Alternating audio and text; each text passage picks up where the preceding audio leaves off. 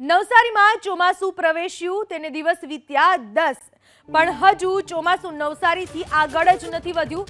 હવામાન વિભાગે કરી છે આ આગાહી। હવામાન વિભાગના અનુસાર હજુ ચોમાસું નવસારીમાં જ અટવાયું છે। આગામી 2 દિવસમાં ચોમાસું આગળ વધે તેવી શક્યતા છે। હવામાન વિભાગના મતે ઉત્તર ગુજરાતમાં સાયક્લોનિક સર્ક્યુલેશન સિસ્ટમ સક્રિય થતા દક્ષિણ ગુજરાતમાં ભારે વરસાદ વરસી શકે છે।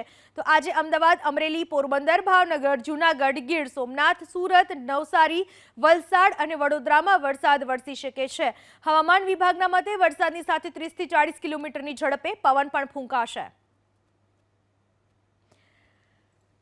ચોમાસું હજુ નવસારીમાં જ અટક્યું છે। 10 દિવસથી ચોમાસાની સત્તાવાર રીતે શરૂઆત થઈ ચૂકી છે, પરંતુ હજુ ચોમાસું નવસારીમાં અટવાયેલું છે। આગામી 2 દિવસમાં ચોમાસું આગળ વધે તેવી આગાહી હવામાન વિભાગે કરી છે।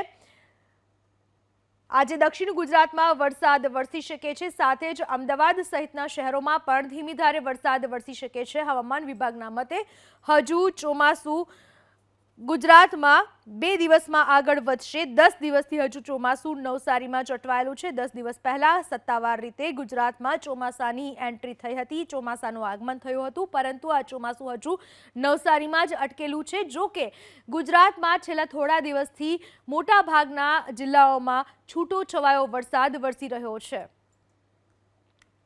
ભારે પવન સાથે મેઘરાજાએ ખેડામાં ધડબડાટી બોલાવી।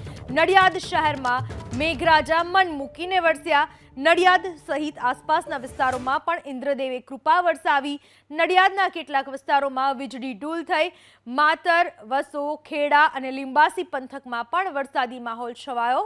સારા વરસાદથી અન્નદાતામાં આનંદ, લોકોને પણ ગરમી અને બફારામાંથી મળી મુક્તિ। તો પાટણ જિલ્લાના 2 તાલુકાઓમાં મિની વાવાઝોડા સાથે વરસાદ વરસ્યો। ગાજવીજ સાથેનો વરસાદ પાટણ જિલ્લામાં હારીજ અને સમી તાલુકામાં ભારે પવન સાથે વરસાદ તૂટી પડ્યો। હારીજના અડિયા, કુકરાણા અને બોર તળાવમાં મેઘરાજાએ સટાસટી બોલાવી। સમીના ઝીલવાણા, વરાણા સહિતના ગામો પણ ભીંજાયા। ભારે પવન ફૂંકાતા હારીજમાં આંગણવાડીના પતરા ઉડ્યા।